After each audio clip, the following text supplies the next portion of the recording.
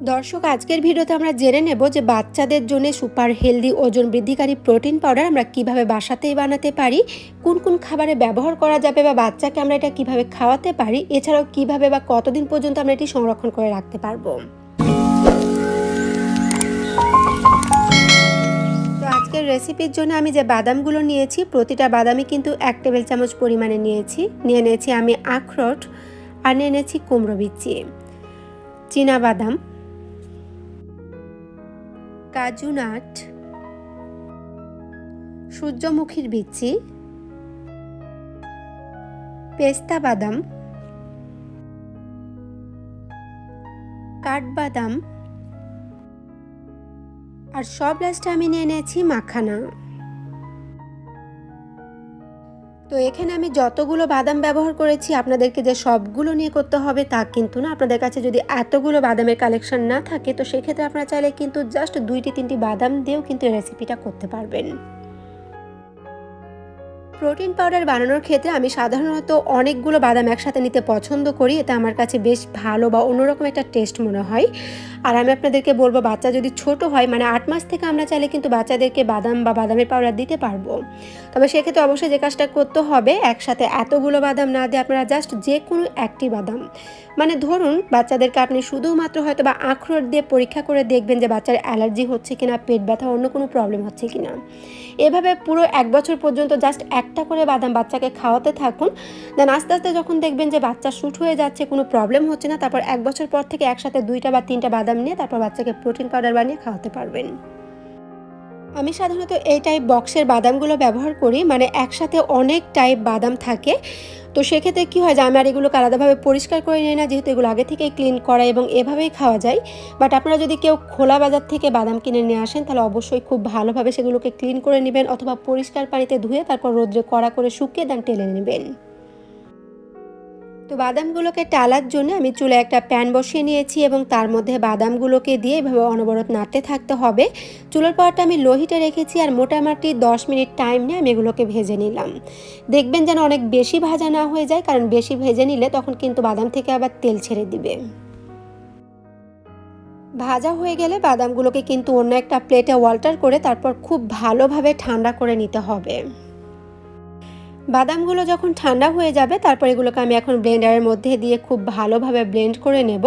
আপনাদের কাছে যদি ব্লেন্ডার না থাকে তো সেক্ষেত্রে আপনারা চাইলে কিন্তু পাটানোর হাতে এই কাজটা করতে পারবেন। বাদামগুলোকে ব্লেন্ড করতে খুব বেশি একটা টাইম লাগে না, জাস্ট মোটামুটি আমার ব্লেন্ডারে 30 সেকেন্ড টাইম নিলেই হয়ে যায়। বাট আমি আজকে মাত্র 20 সেকেন্ড টাইম নিয়ে এগুলোকে ব্লেন্ড করব, কারণ এই প্রোটিন পাউডারগুলো দিয়ে আমি একটা অন্য রেসিপি বানাবো। আপনারাও কিন্তু অনেক বেশি টাইম নিয়ে এগুলোকে ব্লেন্ড করবেন না, মোটামুটি একটা পাউডার ভাব আসলেই কিন্তু এটাকে ব্লেন্ড করা বন্ধ করে দিবেন, তা না হলে কিন্তু তেল ছেড়ে দিতে পারে। বাদামে আছে প্রচুর পরিমাণে প্রোটিন, আর যে কারণে কিন্তু এটাকে প্রোটিন পাউডার বলা হয়। এছাড়াও বাদামে আছে প্রচুর পরিমাণে অ্যান্টিঅক্সিডেন্ট, ফাইবার, ভিটামিন সি, এক কথা বলা যায় সব ধরনের ভিটামিন।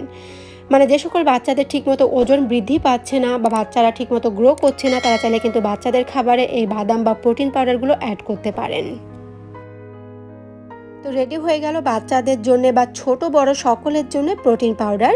আমি এখানে প্রোটিন পাউডারটা একটু দানা দানা রেখেছি, কারণ এই প্রোটিন পাউডারটা দিয়ে আমি এক ধরনের প্রোটিন নাড়ু বানাবো, যেটা আসলে বাচ্চাদের ওজন বৃদ্ধি করতে অনেক বেশি হেল্প করবে।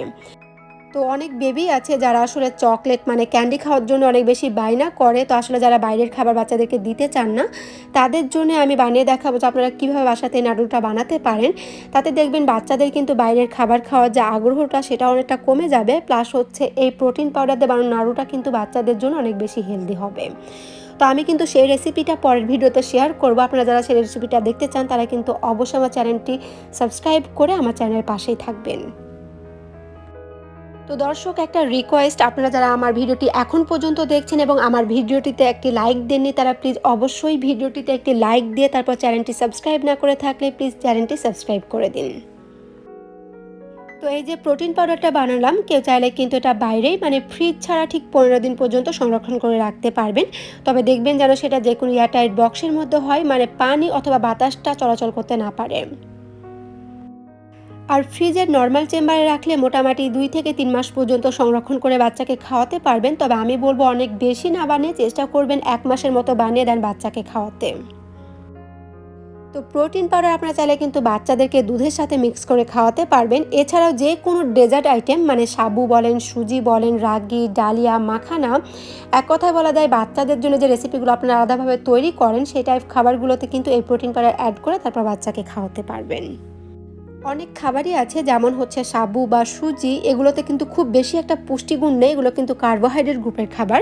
বাট এই খাবারগুলোতে যখন আপনারা প্রোটিন পাউডারটা অ্যাড করবেন তখন দেখবেন বাচ্চাদের জন্য সেটা অনেক বেশি পারফেক্ট বা হেলদি একটি খাবার হবে। বাচ্চার ইমিউন শক্তিকে স্ট্রং করার জন্য মানে তাদের রোগ প্রতিরোধ ক্ষমতা বৃদ্ধি করার জন্য, তাদের ব্রেন ডেভেলপমেন্টের জন্য, তাদের হাড়ের গঠনের জন্য, তাদের স্কিন, চোখ, এক কথায় বলা যায় তাদের সুস্থতার জন্য আপনারা চাইলে কিন্তু বাচ্চাদেরকে রেগুলার এই প্রোটিন পাউডার খাওয়াতে পারেন।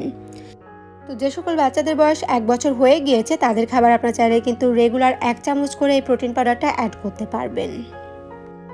তো আজকের মতো এই পর্যন্ত। এরপরে যদি আপনাদের মনে কোনো কোশ্চেন থেকে থাকে তাহলে প্লিজ অবশ্যই আমাকে কমেন্টে করতে পারেন, আমি চেষ্টা করব আপনাদের প্রতিটা কমেন্টের অ্যান্সার দিতে। তো দেখা হবে আবার নতুন কোনো বেবি ফুডস অথবা অন্য কোনো কিডস টপিকস নিয়ে। ততদিন পর্যন্ত সবাই অনেক অনেক ভালো থাকবেন এবং আমাদের চ্যানেলের সাথেই থাকবেন। আল্লাহ হাফেজ।